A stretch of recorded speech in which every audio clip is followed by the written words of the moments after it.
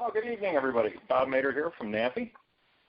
Glad to see everybody here. We've got about 25 or so people joining us tonight. That's not a bad crowd for a lovely spring evening. At least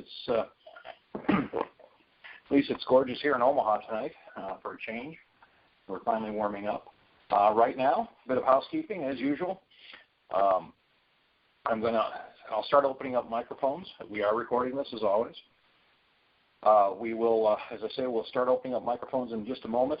The usual rule is please mute yourself at home if you're whatever device you're using, because the background noises can get a little painful, and we're going to rely on everybody's good behavior. So tonight we are pleased to welcome Mr. Steve Weaver, Bruce. I'm going to mess this up, Bruce, and you're still muted, so hang in there. Bruce Bongioni and Phil Lewis.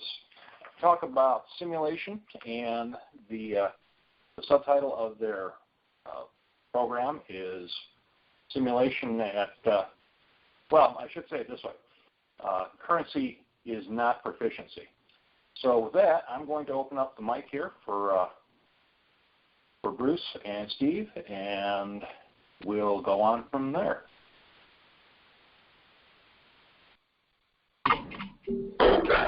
Good evening, Bruce. And Steve, you're first up. So, Steve, I've got your bio here, but why don't you tell me a little bit about yourself? Can you hear us okay? Can you hear us okay? Yeah, I've got to start muting some mics here. I apologize. We got some nasty background. Okay, try it again. Yes, sir. Yeah, go ahead. You can hear us okay? This is Steve. Yes. Yep. Hi, Steve. How are you? I am well. Thank you very much for hosting us this evening. I'm glad to have you. Steve, it says here you're a commercial MEL certified flight instructor. You flew a KC-135, the original Boeing 717. C-130, you own a Seneca, and you're a Wings of Mercy pilot, which is just a great record there. Thanks for doing your service and for doing all that. No, thank you. I always have fun doing it. Okay. All right, well, and Bruce, and I may ask you your last name. I apologize. You're an engineer, an instrument-rated pilot. You're administrative creative brain works at FBO, and you became frustrated with the high time and lack of instructor availability. Is that correct? Yeah, the cost and the amount of time and the difficulty of trying to stay proficient was just getting to me. It's hitting my pocketbook and not my schedule. And my background is I was a researcher at the University of Michigan in application of technologies, and I worked for DARPA and the Office of Naval Research and Naval Sea Systems Command in simulation and technology management. I figured there's got to be an easier way. So, I started working with these guys and putting something together that to help me keep proficient. Wow. Okay, great. And Bill, you're a commercial pilot and flight instructor, single-engine land, multi-engine, and gliders. So I need to work on the glider. You're also an advanced instrument ground instructor. You've flown everything from Cubs to Learjets. Yeah. At one time or another, I'm also a retired designee, and I have a passion for using simulators to provide proficiency for my students. So this is right on target for what I'm interested in. That's great. I'm glad to have you. Well, if you folks are ready, I'll throw the presentation your way. Yeah, I think we're ready. And here you go. So, by the way, if you've been looking at the slides, the first slide is my first home simulator, and the last slide is what I have in my basement now. I just kidding. I wish. Yeah, if we did this correctly, you should be seeing a slide that says using simulators at home and computers for training. You have it.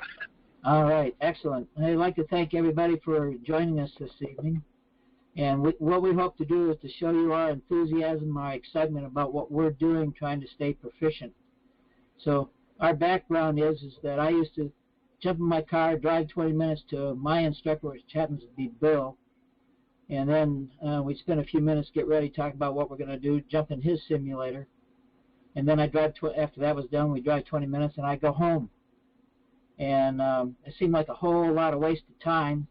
And when I started flying with Bruce as my primary student, then as my instrument student, and as time went on, he got involved in creating simulators, and here we go. That's what we started.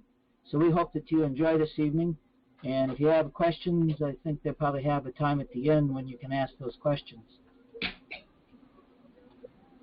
So who are we? We're Creative Brandworks, and Creative Brandworks is a company that develops stuff for, or products for, the aviation industry, and we also have Creative Brandworks FBO. And Bill Lewis is our chief flight instructor, and we have 2 other instructors that are currently involved in this, and myself, Larry Lewis, and of course Bruce. He's our tech and sim support person. So you can think of Bruce like an AI or an AMP.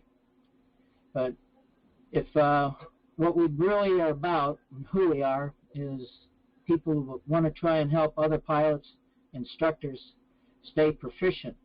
Just because you filled the square of 6157 doesn't necessarily mean you're proficient. So if you go to NTSB, look at their accident report, ERA 14FA 068, or where we really picked this up at was AOPA and their Aviation Safety Institute e-pilot accident report. And as we go through this, you're going to see what we're trying to demonstrate is just because you're current doesn't necessarily mean you're proficient. So on December 8th, 2013 at 5:15 p.m., a current IFR rated pilot with 1,600 hours flying a Cessna 310 departed St. Lucie County International Airport and was flying to Jacksonville Executive at Craig on an IFR flight plan at 5,000 feet.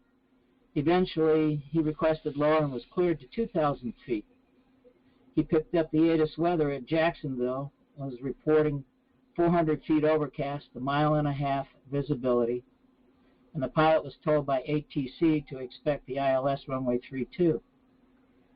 At 7 miles from the final approach fix, ATC instructed the pilot to fly heading of 350, maintain 2,000 feet until established on a localizer, cleared the ILS 32 approach. He was handed off to the tower, and the tower cleared him to land runway 32, and also given a PIREP from an earlier pilot who flew the approach that the runway lights were visible at 300 feet, and the runway visibility, the runway was visible at 200 feet. The pilot descended to 300 feet, and for whatever reason, he decided to execute a missed approach. The tower gave him a heading of 280, no altitude, and handing him off to ATC, Jacksonville approach. Shortly thereafter, the Cessna 310 crashed in a nearby area, killing the pilot and his passengers.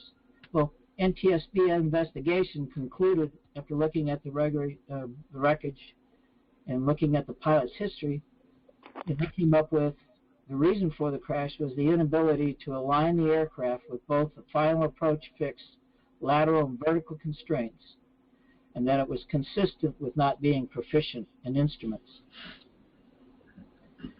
This evening's agenda, we hope to show you how you can maintain your proficiency and do it without ever leaving home. And for the instructors that are with us this evening, if you are interested, it's a way to work at home and you never leave home. So I'd like to introduce at this time Bruce Bongioni. He's going to tell us about the benefits, the limitations of building your own computer at home. And just as a little background on this, for maybe 2 years before I now have a simulator in my basement, I bought the parts and the pieces. I build one myself, thought this would be a really good idea, but as I started to plug it together, I found out I knew less and less, and I finally kind of gave up the project because, one, I didn't have the time, and I probably could have learned enough to do it myself, but it required a lot of time of just trying to figure it out. But happily, Bruce says, oh, I got that all figured out. I'll show you how to do it. And today I have a beautiful simulator in my basement. So Bruce is going to take over now and show us and give us information about how to do that. Bruce? Bruce. So that scenario that you saw that we introduced is just an example of you know, a scenarios-based training situation that you can actually practice on your home simulator. And let me see what the next slide is. I've been building simulators for quite a while, and my first computer program I ever wrote was a flight simulator. I wrote it on a TI-44A that I bought at Toys R Us for $100. And I've been building, you know, putting together simulators ever since. And one of the nice things now is that the technology has caught up with the, you know, with the requirements of a good simulator. In fact, I used to run a lab down in Texas, which was a big virtual reality lab for DARPA, and I had an $8.5 million computer that now is on a card that you put in your computer for less than $100. So, you know, Moore's law says that the power of the computer technology doubles every 18 months, and the price halves. So here we are. So, there are companies out there that are building or that build simulators for you, and you can buy them. There's some challenges associated with that, just as there are challenges associated with building your own computer simulator. And what this slide shows is sort of the decisions that you have to make, and the trade-offs you make when you decide to either build a commercial simulator like a Redbird or something like that, or, you know, put one together for your own use using some of the commercial software that's out there. And the commercial software has gotten pretty darn good. A basic ATD, you can buy one and you can build one. And that's a basic ATD based on the FAA criteria for what a basic aviation training device is. You can buy an advanced aviation training device, and it may meet your needs, but you can actually build a training device that is much more suited to what you need. And I'll give you an example. As I used to go down with Steve to the FBO, and we'd get into a simulator on one of those days here in Michigan where, you know, you can't really do any flying. And I'd get into the simulator, and the simulator wasn't the airplane I was flying. You know, I was flying a Piper Arrow, and the simulator was a beach. What was it? It was a Beech Baron. And so, you know, so all the processes were different. You know, the placing of the equipment was, the placing of the instruments was different, the kinds of instruments were different, and you couldn't necessarily fly the approaches that you were familiar with in the area, that you were trying to get used to. One of the big questions that folks ask about simulators is FAA approval. And you can buy FAA-approved simulators. And what FAA approval means is that, you know, if you're supervised by an instructor, you know, you can log the time toward currency and toward a rating. Can you do that with a simulator that you build at home? Probably not. And I'd have to say the answer is no. But the point here is proficiency, not currency. Can you build a simulator that will help you keep proficient? Absolutely. And I got to tell you, you know, one of the things that drove me was trying to learn how to use a Garmin 430 in the cockpit of an airplane is a real terrible place to learn it. But I can practice and keep proficient and learn all the functions of the Garmin 430 and the 530 in one of the software applications that we have now, including all of the current approaches. You know, can you get it so the simulator, buy a simulator that looks like your airplane? Maybe. you know, if you want to, depending on what kind of airplane you have. Can you build one that looks just like your airplane? Yeah, absolutely. I've been working with a fellow that has a Beech Duke, and we've got his instrument panel looking and working just like his airplane, to the extent that he's actually worked with his instructor for his insurance requirements using his simulator. Purchase cost. Well, you go out and look at the price of some of these simulators out there, and they can be pretty pricey. And building your own simulator is a great low-cost way to put something together and keep it close.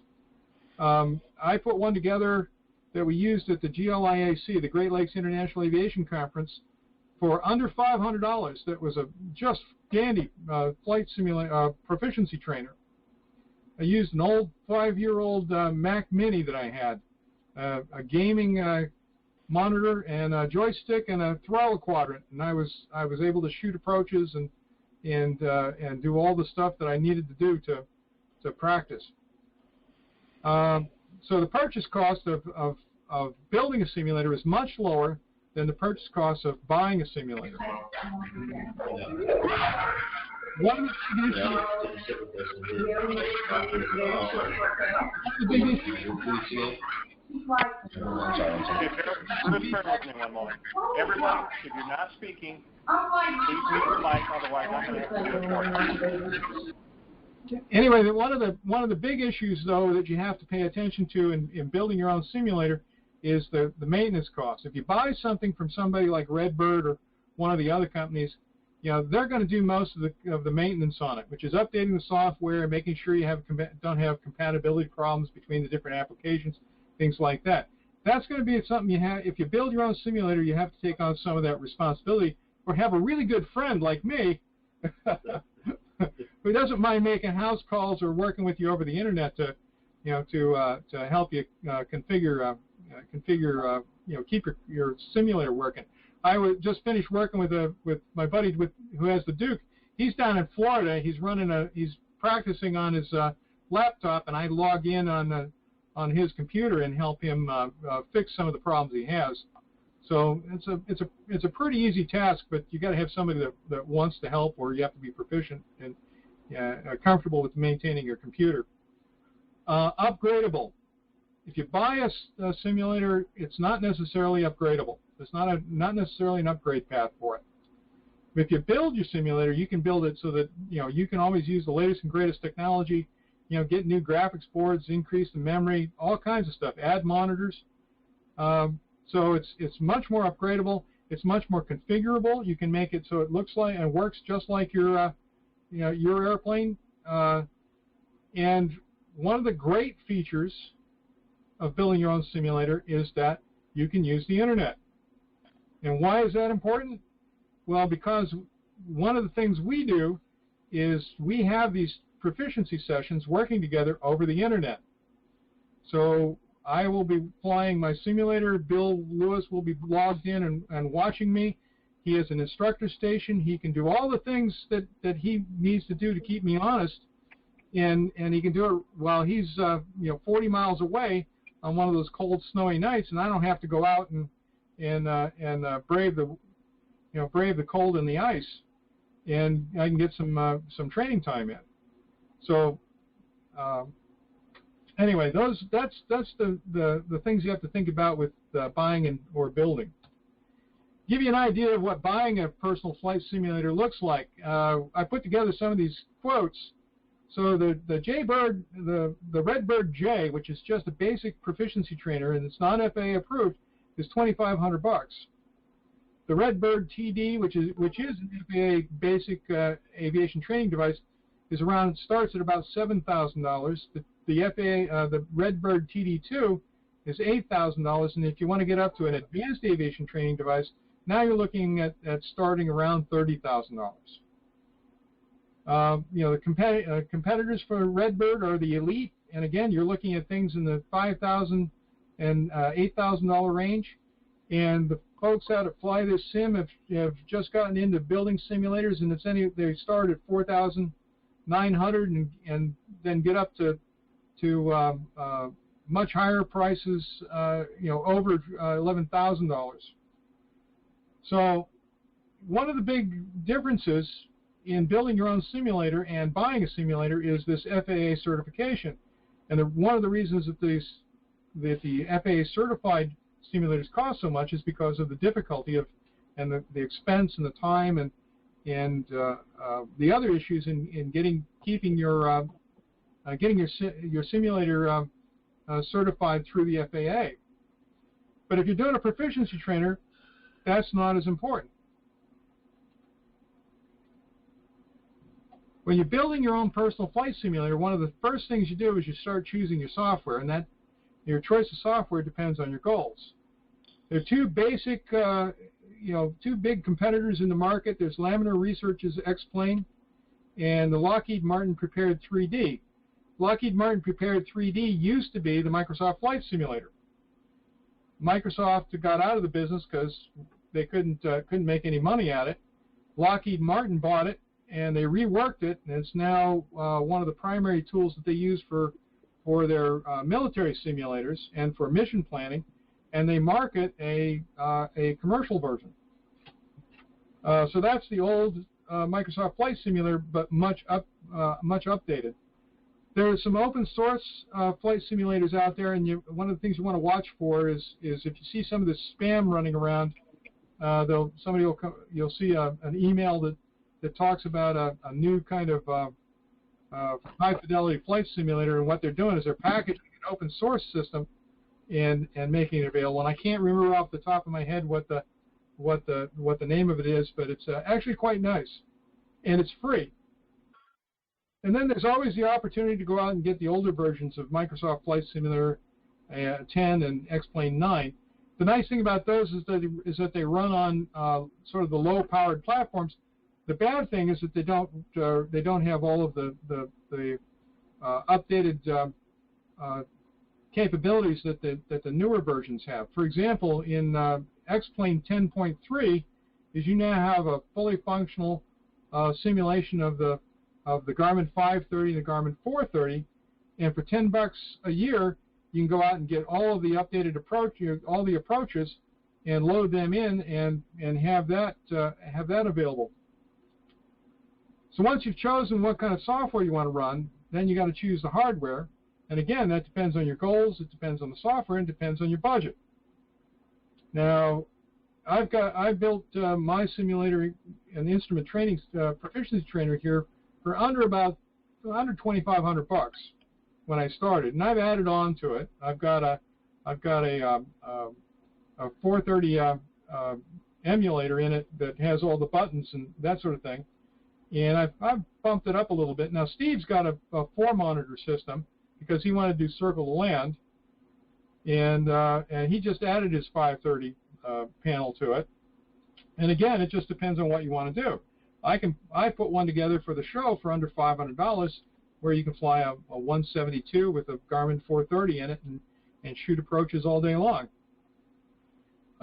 Finally, installing, configuring, and customizing, you can make it as simple or as detailed as you want. If you just want to do basic, do some basic training, then you don't need much. You can do it with just a joystick or a yoke and a throttle quadrant and some pedals, or you can take it up even farther. And some of these guys that do this as a hobby are real serious about it. So here's the low-cost instrument trainer I put together, and this is hands down better than the Redbird J. It's X-Plane 10, requires a computer that has at least 2 gigahertz dual-core processor, 2 gigabytes of RAM, needs to be able to run DirectX, 10 gigabytes of hard drive space, and all of that you can go to Tiger Direct and buy the parts, or a bare-bones system or a refurbished platform for anywhere between $250 and $500. And in fact, if you don't want to pay the Microsoft tax, X-Plane runs on Linux, which is the free operating system. So anybody that's comfortable with running Linux, like Ubuntu, you can have it installed and save yourself another $100. In the picture on the right, you can see I've got a joystick, I've got the throttle quadrant. I've got the monitor. I've got a camera up there because we run Skype or TeamViewer on it. And one of the other nice things about X-Plane is that it integrates with your iPad. So if you want to start learning how to use your iPad in the cockpit, if you got one for Christmas and have ForeFlight on it, you know, X-Plane will broadcast over the Wi-Fi or over your network, and your iPad and ForeFlight will work just as if it were in the airplane. You can see the lower picture there is the Garmin 430, and you see that you can dial up frequencies and you can roll down to the different approaches, and like I say, you can go out and buy the Luft. Basically, what you get is the Lufthansa nav data set that is updated. You can buy it either annually, quarterly, or on the regular cycle. So that's what you can do for under $500. We're working on a 2-monitor system. This is Steve's.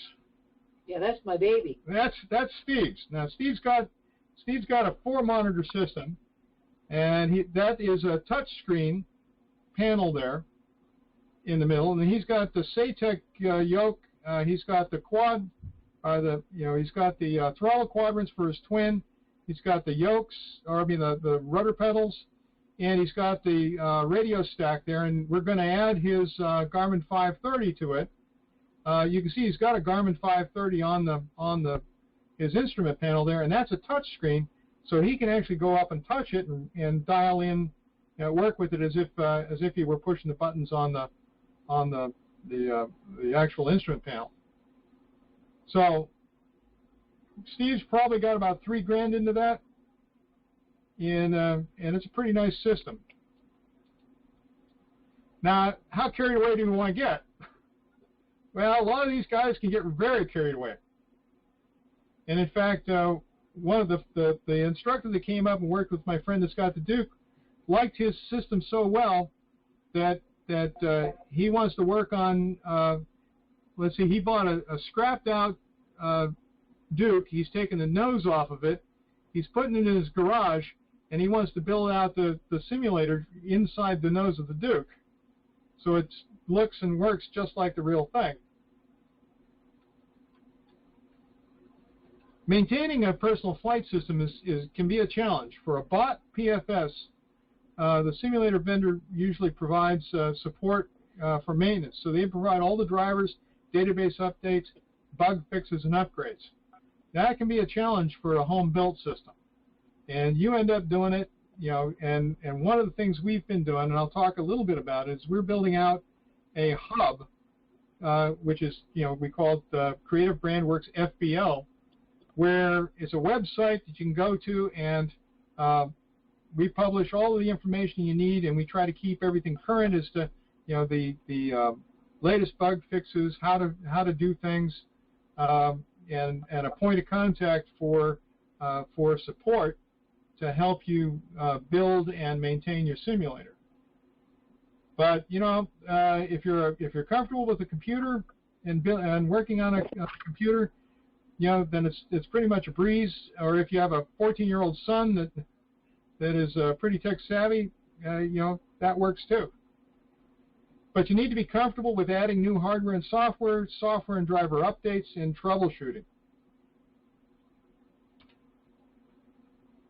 So one of the things I found when I built my simulator, and which was a real shortcoming, was that I would, as Bill Lewis says, perfect practice makes perfect.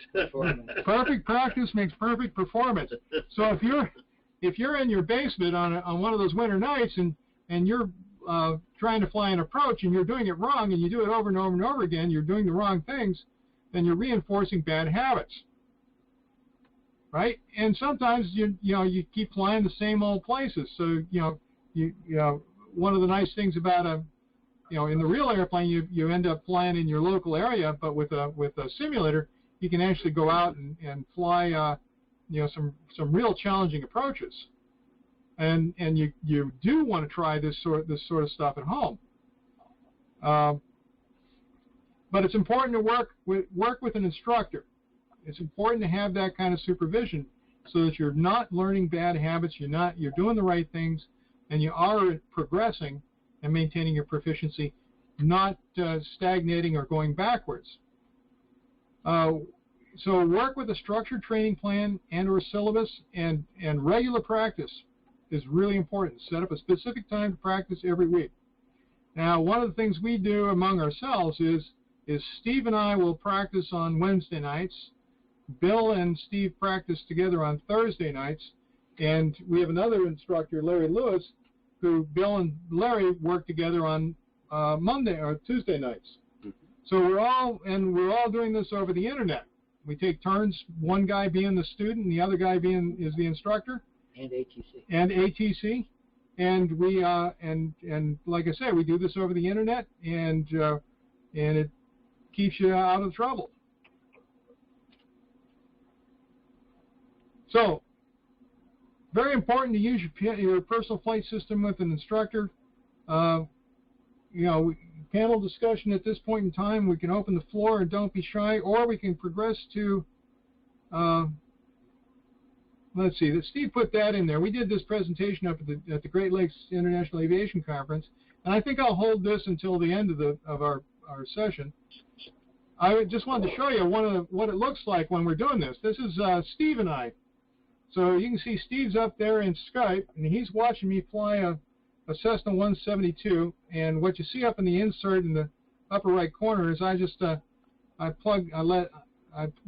screenshot of what my iPad was doing at the time, and you can see this is pretty good representation of the 172. So I'm going to turn this over to Bill, who is going to talk about the FAA rules on aviation training devices. Good. Thanks, Bruce, and welcome to everyone tonight.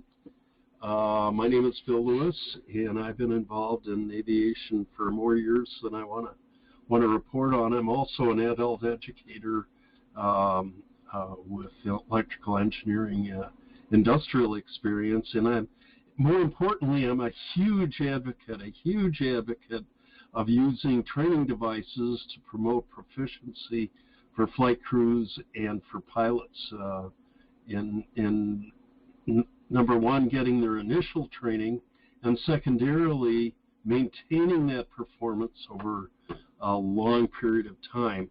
I've been asked tonight to discuss the various FAA rulemaking activities that have been going on for the last couple of years. And to start that off, I want to give a little bit of brief background on what started in 2009. In the 2008-2009 timeframe, there were a number of very serious accidents, fatal accidents, that occurred, and Congress mandated the FAA to start making changes to the FARs to accommodate better training rules. And the first string of those came out and affected 6165, which is the rule that dictates how many hours you can count for credit towards your instrument rating. Prior to January 2009, you could count 20 hours of the 40 hours required for an instrument rating for time spent in an aviation training device. When this rule changed in 2009, that number was reduced to 10 hours. And even worse, for a Part 141 school, which we all know is much more structured than a Part 61 school, the time was reduced to a paltry 3.5 hours. And so that was devastating to I think our profession, and went on for about a year with not much of a reaction to that, because the FAA continued to release letters of authorization for new flight training devices and aviation training devices, which would allow exceptions to those particular limits. And that went on for some time until January of 2014, when the FAA issued a letter saying that they, it was a policy letter saying that new letters of authorization for training devices, all training devices that existed at that time and in the future, would be reissued a year hence, which was January of this very year in 2015, of course. And so the clock was reset on letters of authorization at that time. And frankly, that was met by a lot of complaints from our organization, NAFI, as well as other organizations that are very serious about training, our training environment. It was, in fact, a devastating move on the part of the FAA. The FAA responded very positively to the numerous comments and letters that were sent in by all of us, including NAFI. NAFI was very active in sending letters, and most flight instructors that are in this business and using simulation techniques were very active. And the FAA's response was that they recognized the value of flight training devices and AATDs and BATDs to the extent that they wanted to revert back to the old numbers, which were 20 hours and 14 hours for a Part 141 school. And that was met with huge acclaim by all of us. They issued what is called a direct notice of proposed rulemaking, and basically what that is an abbreviated procedure that truncated the amount of comment time necessary, because everybody, in all of our opinions, felt that this was a good idea. And so they had to have a brief period of comments, and they invited people to make comments. Unfortunately for us, as a group, there were two or more, we don't know of how many more than two, but there were at least two negative comments, which unfortunately reset our clock. And now, as of January, the middle part of January, that whole arrangement has been reset. The direct final rule that was proposed gave several enhancements to what had gone on earlier. The first one is obviously the time.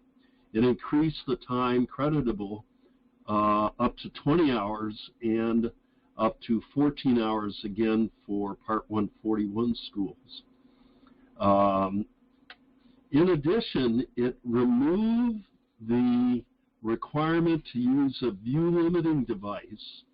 It would make it no longer required when you're using an AATD. And quite frankly, that makes a whole lot of sense. It was sort of ridiculous to have our students wearing a hood when they were inside in an enclosed room, but that was the rule previously, and in effect, it's the rule today. The effective date for the rule provisions was January 2015, and also all the advisory circulars and other guidance materials were to be changed at that time. Unfortunately, due to the two negative comments, which were considered credible adverse comments by the FAA, we are now back to square one. The FAA at the middle part of January rescinded the final rule in its entirety, and as it stands today, as far as I know, 6151 and 6155 are back to the limitations that existed several years ago, unfortunately for all of us. However, I think there's a bright spot in our future. I firmly believe that the FAA wants to make this change and will continue to move forward. We've done one step forward and one large step backwards, and I'm looking forward to one larger step forward in the future because I'm convinced that the FAA recognizes the attributes of using these devices to promote the very proficient training techniques. And I'm very hopeful that that's going to happen. It will have to happen through a completely new rulemaking process, but I'm convinced that with time that will help, or that will happen, and we'll all look forward to that. With that, I thank you for listening to the history of what's going on, and I hope you'll support us in every way you can to advocate using these devices to promote proficiency for our students. And with that, I'm going to turn it back to Steve. Steve, you're up. Thanks, Bill.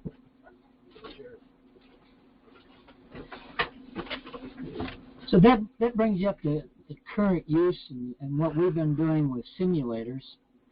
And one of the things we're just as happy to have everybody use view limiting device and simulators, because we also have created the hoodie.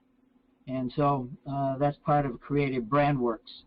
So if you'd like to visit our website, you can go to creativebrandworksfbo.com, and you can also look at the hoodie at flighthoodie.com, and the flighthoodie.com will also get you to creativebrandworksfbo.com. So at that point, I'd like to open up the floor for discussion, and we'll do our very best to try and answer questions for those in attendance this evening about what we're doing. But I save a lot of time. Bill is working with me right now on certifying me for the G1000, because I can flip out of the airplane that I got it set up, like my 530, which just got installed in my airplane a week ago. So I've been practicing at home with my new 530 on my own panel, on my own simulator at home, in preparation for flying my airplane with a brand new panel. But I can also flip out of that panel and go to a new panel in another airplane with a G1000, and Bill has been working with me while he's at home and I'm at home, certifying me for the G1000.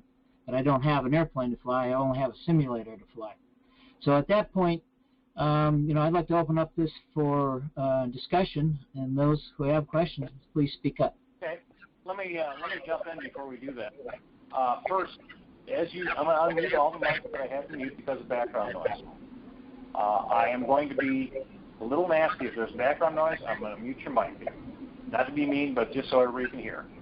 With that, I'm going to pass on a question that came from, I don't know the first name, it's P. Anderson. And he asks, what are you using to have an instructor station over the internet? How do you make that? How do you guys do that? That's kind of neat. Okay, we use the same computer. We use X-Plane. X-Plane comes with an instructor station built right in. And so one of us will work as the instructor using X-Plane with the instructor panel. So we perform ATC functions as well as instruction. And each one of our simulators that we work with our students are required to have a webcam connected on their main panel right in front, so we can watch what they're looking at and what they're doing. Plus we can actually share screens so we can watch what buttons they're pushing as they change dials or frequencies or set frequencies, or what they're doing and what their panel looks like. We can share panel. With this new technology that's out there with the web, it's like I have my instructor sitting right beside me, but even though he might be in California, he can be instructing me with me sitting in Michigan. So it works really great. It's a lot of fun too. That's cool. Anybody have any questions? I've got a few, but anybody have any questions they would like to ask? Oh, come on, somebody's got to have a question. Yeah, one of the reasons, we like to use X-Plane. We run both X-Plane and Prepare 3D. The Prepare 3D has a lower demand on the platform. It's network connected, but it doesn't have as nice an instructor station.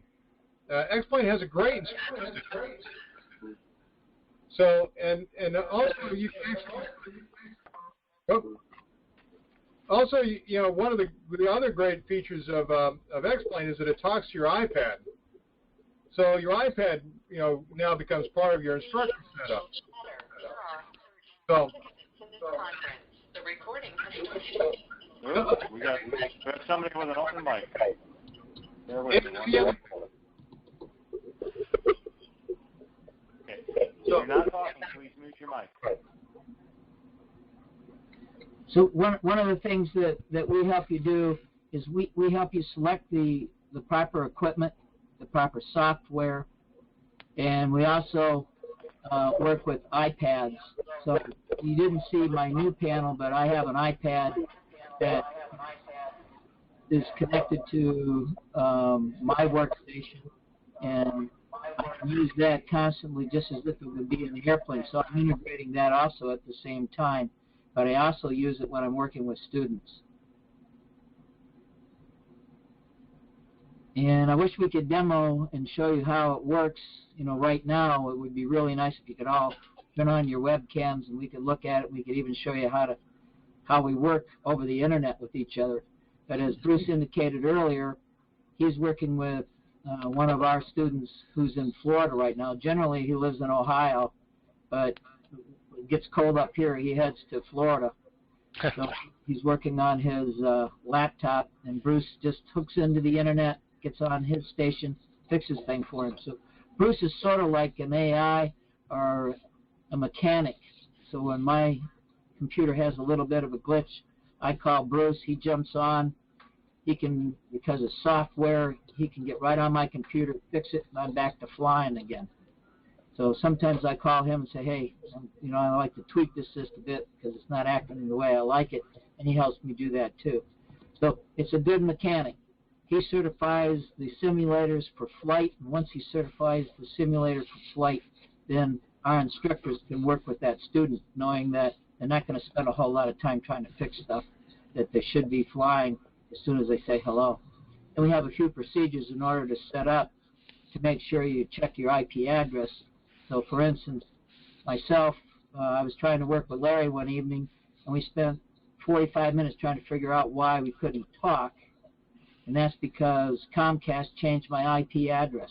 I didn't know that. Now we have a procedure where we just jump on the internet, check our IP addresses, and we share that information before we begin. Then we don't waste time.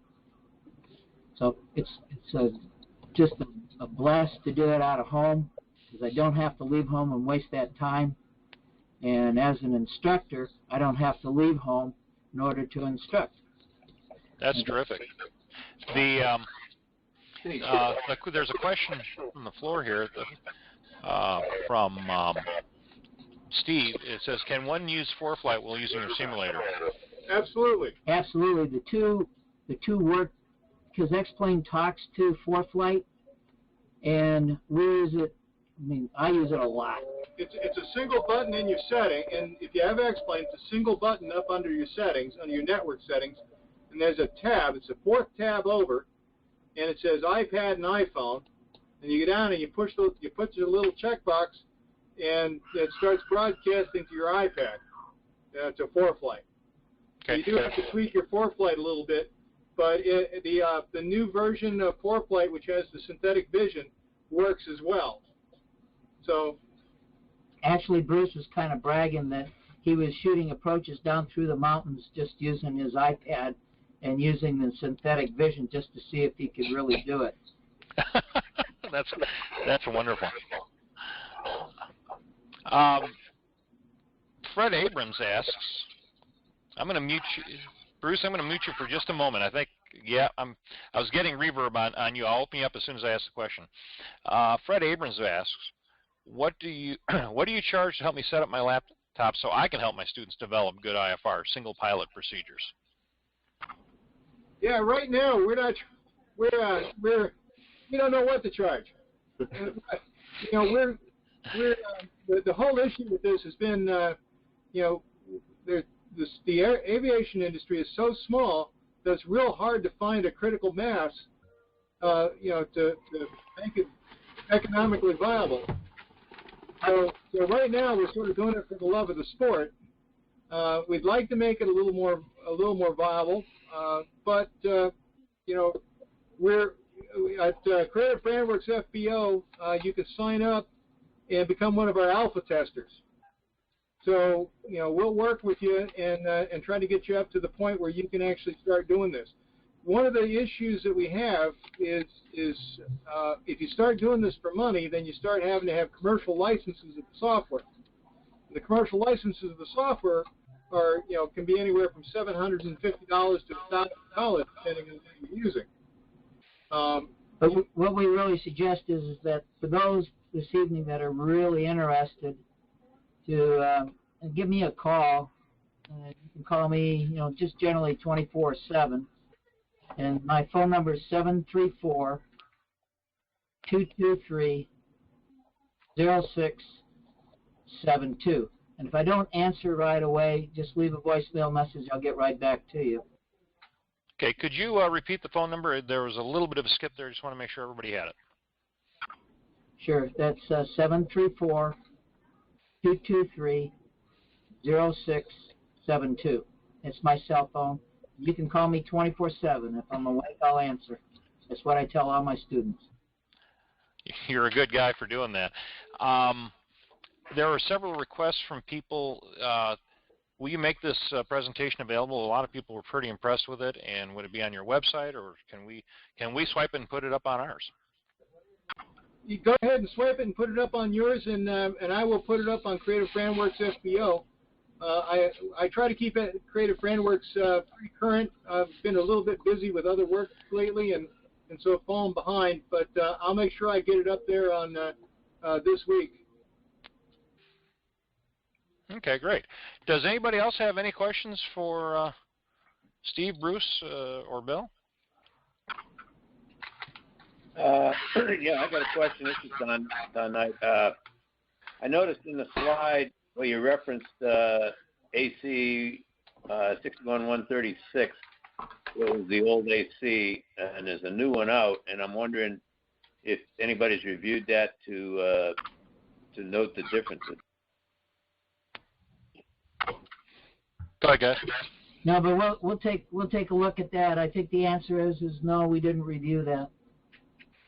But we'll take a look. You want to repeat that for everybody? So what the new AC number was? Yeah, the new AC is 61136A as an alpha, and it was dated November 17th of 14. And I haven't had a chance to look at it and compare them, so I'm not sure how much of a change it was. Oh. Yeah, Phil Pointer, our Vice President of Government and Industry Relations, is on the phone. It sounds like he wants to jump in on that. Go ahead, Phil. Yeah, let me go ahead and answer that. I had that. I was going to bring up that change in the AC, so I'm glad it came up. The short answer is there are a lot of changes in it, because what that AC does is it covers the certification of the equipment. And before, it really was a mess. Most of the LOAs that were mentioned were issued by FSDOs, so those were scattered all over the country. There were a couple. The original AST SIM, I think it was the 300, was certificated out of the New Jersey FSDO originally, but they gave it a national letter. So there are all sorts of abnormalities, irregularities, differences in the way the certification basis for that stuff, or not certification basis, but authorization basis, was issued. And so what Advisory Circular 61-136 Alpha, issued November 17 of 14, did was it did several things, but in the big umbrella point of view, what it did was first it clarified a lot of the terminology. And I have something I'd like to say about that when I finish here. But it addresses a lot of the terminology to get it consistent between the different levels, all the way down from the very bottom end of the equipment, which used to be called the PCATD, which has now pretty much disappeared as those things originally existed, all the way up to the level D full flight simulators. And so it gives the nomenclature for those and then breaks into two distinct groups: who has the certification authority within the FAA of those different devices. The technical specs themselves didn't change much at the top end. There was a lot of change at the bottom end. For example, that's why most of the old PCATDs wouldn't qualify anymore, but it gives you specific standards that will be applied on a national basis through AFS 800, and that'll affect anything through a level 1 through a level 3 aviation training device. Anything beyond that is down in Atlanta at the simulation, National Simulation Program Manager. They do everything from the old level 4 through level 7, and then level A, B, C, and D devices. So that's what that AC does.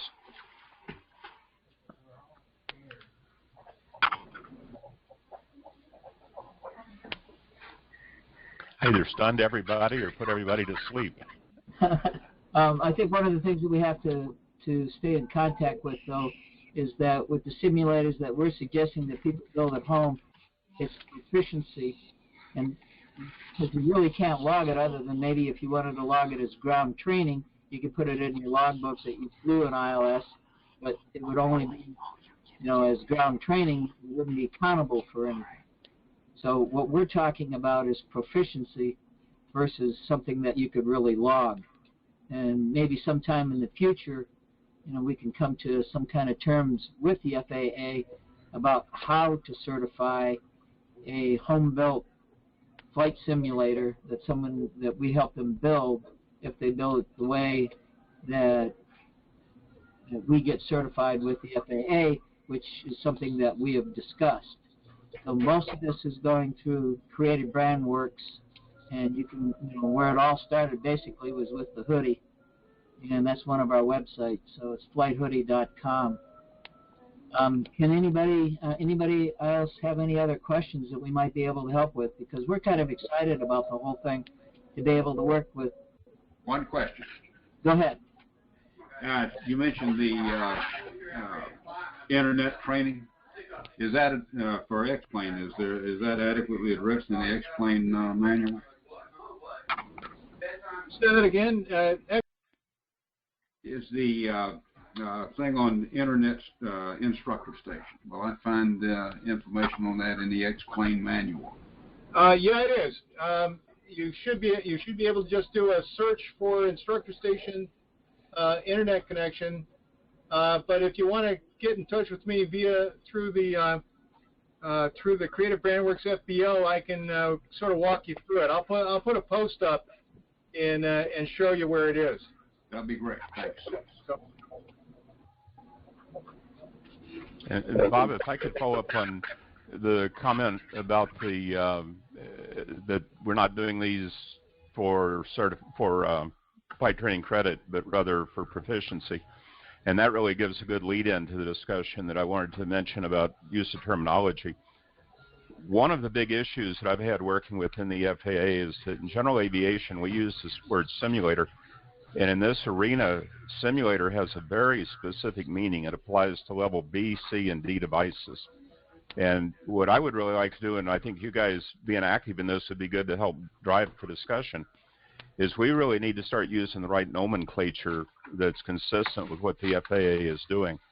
And when we use terms that are FAA, in law we call them protected terms, although they aren't quite protected in the sense legally, but they have terms that have very specific meaning, like ATD and BATD, and I think we need to find terms that we can use for these devices that are only intended for proficiency, and that would really clarify a lot of the things going on back in DC. They very much are supportive of trying to get the regulations changed with regard to the logging of the flight time, but then I think we kind of subvert ourselves by then having, I've seen articles and things in various media where the people that are writing are using these terms that conflict with what they're saying because they're using the terms for approved devices. And I would suggest the first one we really need to do is quit using the word simulator, because that is a restricted term within the FAA world. Yeah, Bruce, if you want to comment on that, or It's Bill again. Right on. I teach BATV and AATV often, in this whole concept of using the right terms for the right type of equipment is right on, Phil. So well taken, and we're supporting that 100%. Good. It'd be a big help because we need to get that through the whole industry. Well, you know, I'm involved with the new ACS working group that's redoing all the testing standards. And when we're in there are 3 or 4 of us from GA, and the rest of the folks in there are from ALPA and COPA and various manufacturers. CAE is there, Link is there, Flight Safety is there sometimes. And when we get into these discussions, they're all right on the same page, and then we'll have people from GA jump in. And it just brings down the whole industry when they're using the wrong terms and saying we ought to be able to use simulators for this, and yet they're talking about computer devices. And it would really help if we could start getting that sort of as a groundswell from within the instructing community. we are the ones that can drive it.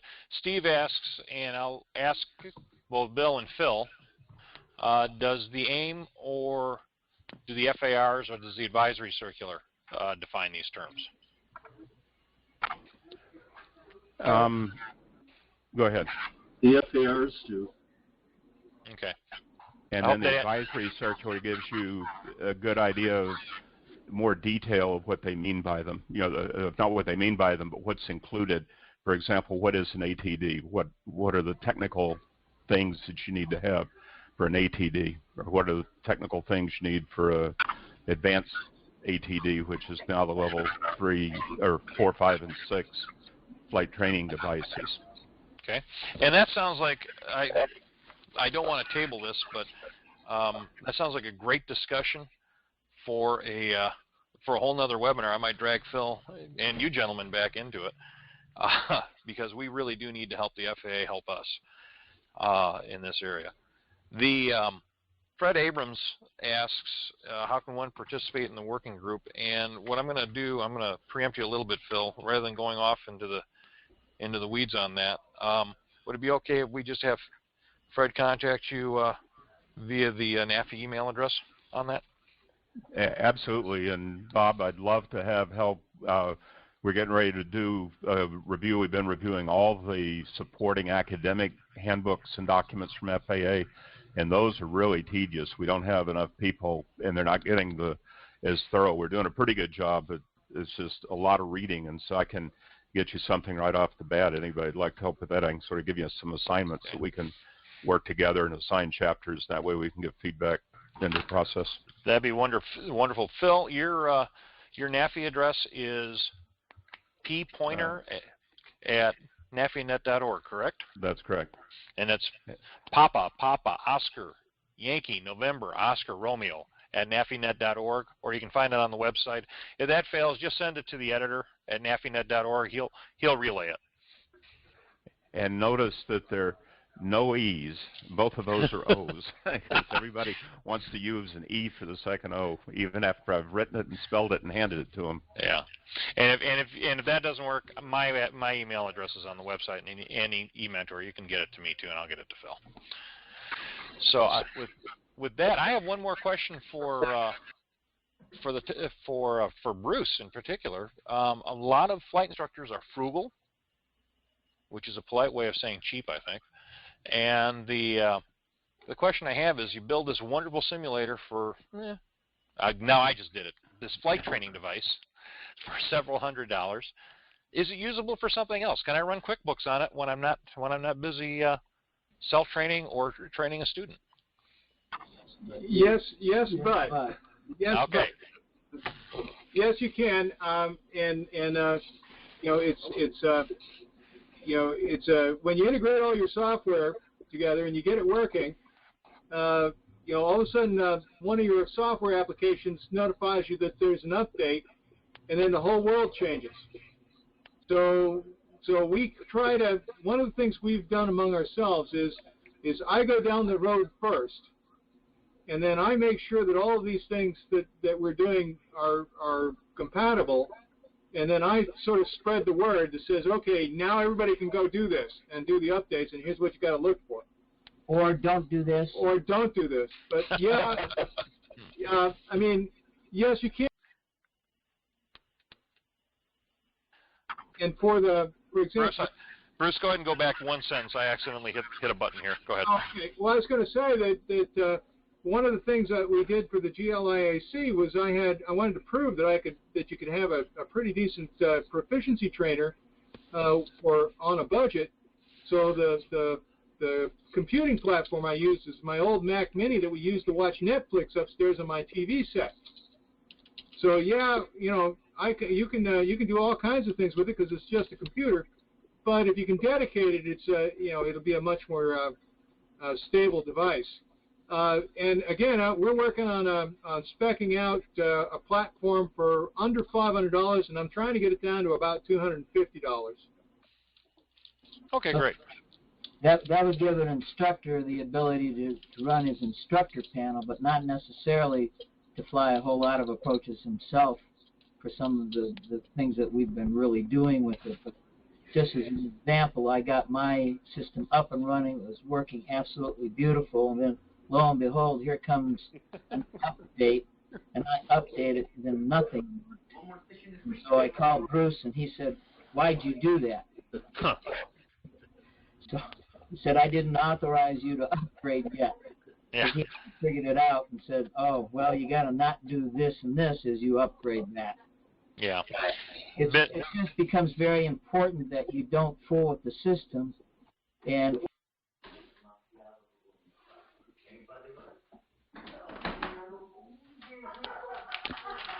I apologize. I accidentally muted you. It's important not to fool with the system. It's important not to fool with the system, and then also to run a full backup of that system once it's performing as it should. Have a few tests, like do a 360-degree turn, and everybody knows how long that should take. Do it on your flight proficiency trainer, trying to use right terms. Do a 360-degree turn. Frame rate becomes absolutely imperative, because if you can't do it in 2 minutes, something's wrong. Great point. A test that we perform in the flight trainers that we use, once we get them running, to make sure that it's performing the way that it's supposed to, because if you don't have the right frame rate, then your timing, the feel, everything is off. Yeah, one of the interesting problems is that something like X-Plane spends a whole lot of its time rendering the scenery. And it takes a whole lot of computing cycles to render the scenery. Well, if I have an instrument proficiency trainer, what am I going to see out the window? I'm not going to see a lot of scenery. So why do I have all the, so you can turn the cycles down and run things on a lightweight platform, on a smaller platform, because you don't need to be able to see the buildings, until you break out of the clouds, right? Nor have QuickBooks running. Yeah, That's kind of a resource hog. I don't think I'll try that trick. But what we do is we do run Skype simultaneously with the simulator, and we do run TeamViewer with simultaneously with with the X-Plane software. Well, I call it a simulator because that's the name of the software. Anyway, the trainer. Yeah, but you can run all kinds of things. I mean, you can put Word on it and use it at home. And one of the things that drove me to using this was when I travel, I wanted to practice, and I put it on my laptop, and I can practice approaches in my hotel room. So one of the good things about these proficiency trainers is I've been talking to Bruce, because April 6th, I'm going to leave, take 27 aircraft down through the Caribbean and all the way down to Martinique. And I asked him, I said, I want to load all of the approaches to the islands that I'm going through, because I like to fly them before I ever begin the trip, so I can see what the approaches are like. I can see some of their glitches in them, and I can become proficient at the approaches in case I have to use them while I'm in the islands. And so he's going to help me download some approaches in that area so that I can practice before I go. And that's one of the things that we see is really good, useful devices for our instrument pilots is to practice before they go, and they can get their instructor to work with them to make sure that they've thought it through properly before they even get there. One of the other things is that if you go through, we put up a couple of posts on the website, and I was going down through the proficiency check ride list, and one of the things that you're supposed to do in the proficiency check is the instructor's supposed to ask questions about taxiing. Well, you can actually simulate the taxiing, and in fact, you can dial in the wind, and if you don't have the controls set right, you'll get blown all over the place, just like you would in the airplane. So, not only can you taxi, can you practice flying the airplane, but you can practice some of the ground maneuvers too. That's great. There is one last question. We're going to wrap it up tonight with this. Then I've got a few comments to close out. I'll ask one last question. It sounds like somebody else wants to jump in, and we'll cut it off at that. Okay, no problem. From Steve, can you use VMware for multiple desktops, one for QuickBooks and one for the FTD? I think that's not a bad idea. Obviously, we've got some very technically proficient people out there. You got to check and see if VMware will support the drivers. I can't remember what X-Plane requires. I know that Prepared 3D requires DirectX 11, and some of the virtual computers don't necessarily support the same drivers. So you might have to check that. Fair enough. Okay. And then John Gibson, our Director of Business Development, wanted to ask a question. Yeah, this has been a very interesting conversation tonight, and I'm very intrigued by what you guys have created here. One of the questions I had was, would it be possible to take this arrangement or technology that you have and create a network of, well, let me back up a second. We've been talking about proficiency, and proficiency implies somebody already knows how to fly, and he just wants to be better at it. My question is, could we use this to attract new people into aviation? They could get their own home simulators and perhaps participate in a proficiency training network where we have a number of flight instructors that they could choose from. Is that possible? We believe that that's a sincere possibility. One of the problems we had, we started looking. We wanted to go out and we wanted to buy a simulator and put it in a location where people could use it. And the problem we had is that we couldn't get a critical mass to do to make the economics work. So by doing this over the internet, is all of a sudden the place problem goes away. And your market is no longer, or the market is no longer the people that live in your area. The market is anybody that needs to learn how to fly. So it's a real possibility. We talked to who was it at the GLIAC? We talked to Young Aviators group. What was it? It was a scouting group. Young Eagles group. And they were looking at setting something like that up. So, again, it's a real possibility, and we'd be interested. Well, I'd be interested in talking further about that. I'll reach out to you guys online or directly after the call, and let's see what we can create. All right. With that, I want to say thank you. I'm going to open up your mics one more time, gentlemen. If you want to reiterate your website, and phone numbers, contact information. And I'm going to take the screen back after that and talk for just a couple more moments, and we'll go from there. Paul? Two of the websites that you can go to is flighthoodie.com, in the upper left-hand corner. That'll get you to creativebrandworksfbo.com. So that's the two major websites that you can go to.